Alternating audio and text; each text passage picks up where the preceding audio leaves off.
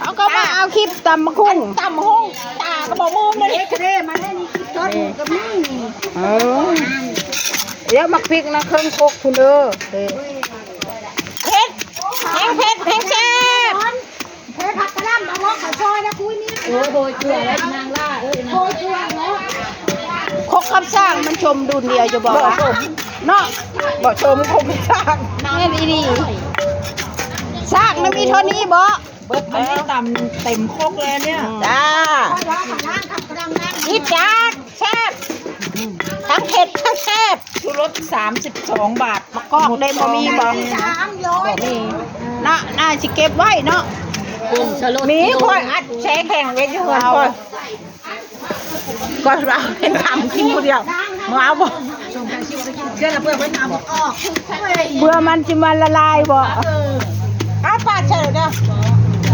โอ้ แช่แข็งเว้น แค่แข็งปัดใช่เลย ปาดเฉยเด้อ มันเอาเก็บไว้กินผู้เดียวมันวะ จับพี่ชายเก็บแค่ตู้เย็นคือบริ โอ้ วาร พ่อกระแช่แข็งเว้นเด้อ อันนี้ก็เองร้านก็ครบ มาก็แล้วเขาไปเก็บหายพออีบึงเจ้าคนเราก็มาแช่เย็นเย็น ราชอดมันห้าวได้กินครับน้องน้ำห้าวอะไร เอาผักหวกถ้าหิดต่ำเขาใช้ยาก ก็มันต่ำอยู่ดิเด้จักสิให้มันต่ำมีสังอีกมันต่ำอยู่ค่ะนะ โอ้ยเอาผักก็ที่มือเอายาบ้ามาเอามึงต่ำให้กูกินซะมือเอาต่ำผักก้นขาดอะไรอีก นี่ตำให้ข้าวชื่อบ้านมึงตำข้าวกินได้ตั้งหมามาก่อน กูก็ยากเลยนะ ใช่ ให้ตำ ทำเอามือเอาก็มือเอามีอยู่มะกอกทำให้ข้าวจะก้อนแล้วหาทางมาทำให้ หลายจังยังไม่เอาตำนี่ก็ มันก็มีหักแต่มันกระบอกแก่ โยมจะฆ่าที่เสือคาย เสือขาย เสือคายน้อยค่ะ อันนี้ก็เข้ามาแต่เคยจุ้งมันเสือขายกัน โอ้เดี๋ยวตำก่อน ชอบกับข้าวชอบให้มาเองเนี่ยขย่าเดี๋ยว คนไปใส่ ใช่ลายมันระเบิดนะ เนี่ยคู่เฮา โอ้แม่ร้อยซื้อมาแล้วดี พวกนาว เก่าไฟเพิ่งก็มีได้จักรถดีเขาอยู่สายเน่โอ้แม่ติดบ่เห็นรถดี พอแล้วผมจะลดมันชิบพอเอามาพี่ เอามาไว้ผมชอบทำแบบ นั่งบอกแม่ผมกินใช่ลายได้คือเค็มค่ะมันเป็นโตอยู่ ไม่เค็มไม่แซ่บ อ่านว่านะฮะเราไปหาหมอพะคานนะคะ ทานเยอะมาก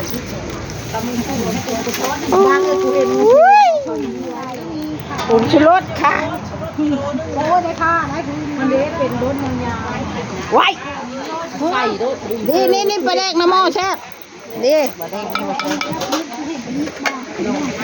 ทางอะไรได้ด้วยแค่ทำไปแล้วมาใส่ด้วยขนมไม้แล้วเทียมสูงปลาเค็มบอกเม็ดก็ใช่โคตรโคน้ำพริกมันก็ให้คนเล็กคนเดียวผ่านคนเล็กเอา ไปดำหน้านี่ให้ได้บ้างได้ต่ำ ดวงนี่ดูดวงได้ทิพลบนี่ เม้นเบิด โอ้หลายดวง เป็นอะไรมันคือโวเวแค่เด่น เอาไปพกติดตัวนะมีอันนี้ที่จะรับกันได้ โอ้ยลง ก็กินเค็มได้ กินเค็มแล้วมันช่างเป็นไต แค่แรกบอกหวานเขาบอก เอาใส่อีกเบิ่งเด้อFCแม่ค้านี่กินเค็มว่ะ ทั้งหวานทั้งเค็ม โอ้ทั้งหวานทั้งเค็ม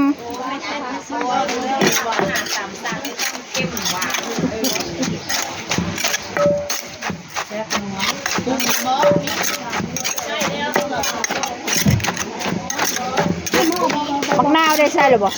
แล้ว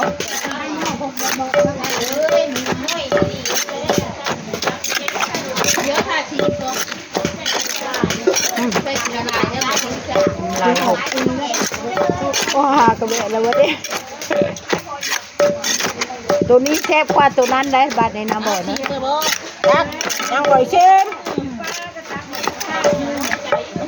ว่าไอ้มันกินแต่ตำบักหุ่งบ่มื้อนี้ คำสาวดีให้สาวดีท่านให้บ้างนะฮะ พอ เค็มค่อยอย่าเค็มหลาย เอาไว้ใช้โคกไม้เนี่ยมักกะทินถ้าก็ได้ ไปหาไม่ ข้าวที่ย ใครดอกขับเป็นอะไร ทีเลยพอดี เวลาชิม เบิกเอาทีเบิกแม่โอ้เจ็บเอวได้ไหมจ้าตับอันนี้ตั้ม วิชาตำโคกเดียวเพราะว่าเจ็บเอวแล้ว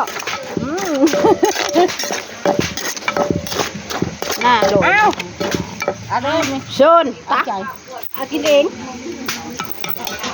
เราตักไปให้ใคร ตู้นี่บ่ได้เชื่อมให้ใครแล้วเชื่อมตัวเอง เลือกตัวเองหรอ บ้านอันนี้กินหวานเนาะ มันหวานเย็น มาว่าแม่นตำบักฮุงเด้อค่ะพี่น้องมันทำของหวานค่ะ ก็เลยบ้านกันเนาะพอดีอร่อย โดนยูนิจานเอา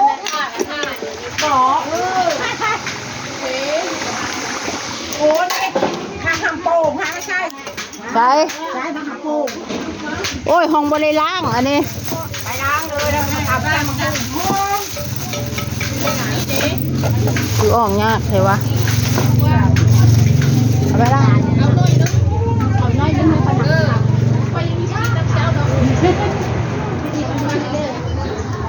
พี่มนต์มันไปเอาและบ่ ยังละลืมเนาะ เอาเมื่อกินเฮือนบ่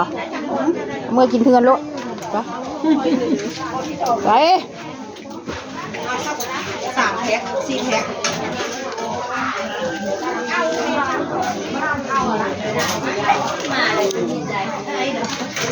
เพื่อปลาแบบจ้อย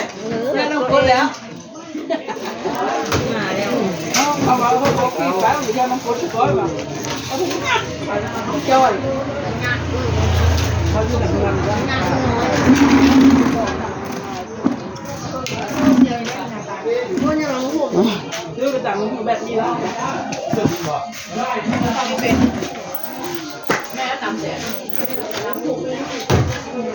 ล้างทอดหมู มาได้กินข้าวน้ำกันด้วยค่ะนี่เราบอกแล้ว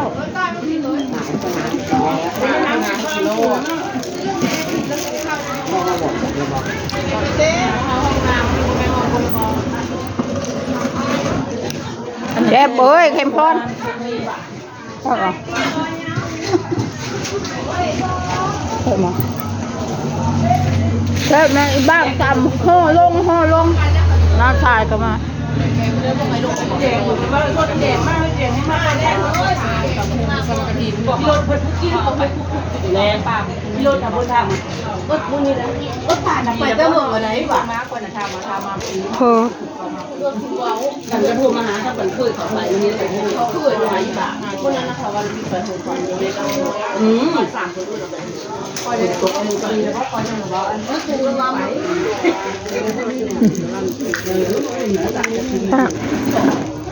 มาต้อยจำมาหุ้งอ่ะมีอยู่บ่ฮะฮะ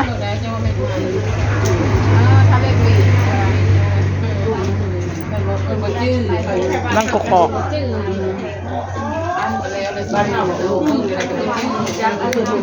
นั่นบ้านกกอกอันนี้บ้านคนบุญเฮาบ้านคนบุญนั่นบ้านกกอกเอาอยู่บ้านรวมกันมีเยอะบ่มารวมกันแล้วมันมีบ้านประจำที่วางลงค่ะเสร็จแล้วจะไม่ตั้งบอกว่านั่นล่ะวางที่เฮ็ดเลยอยู่ให้จนนี้สร้างไว้เฮ็ดน้อยเฮ็ดมีหวานเฮ็ดไม่หวานหวานนิดน้อยเนาะมีหวานเสื้อลุงมันหวานนี่แหละเด่นนะคืออะไรเป็นแบบเป็นบ้านบ้านเป็นเพิ่มมาหาข้าวห้องน้ำอันนี้ห้องน้ำของอะไรมันจอดไปนี่นี่จ้ะบ่มีมองจอด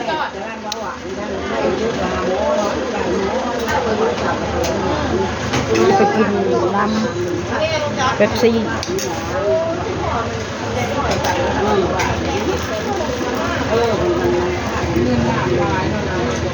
ก็กินน้ำส้มก็ได้นะโอเคค่ะขอจบคลิปแค่นี้ค่ะอย่าลืมกดไลค์กดแชร์กดซับสไครป์กดกระดิ่งให้คุณยายด้วยค่ะ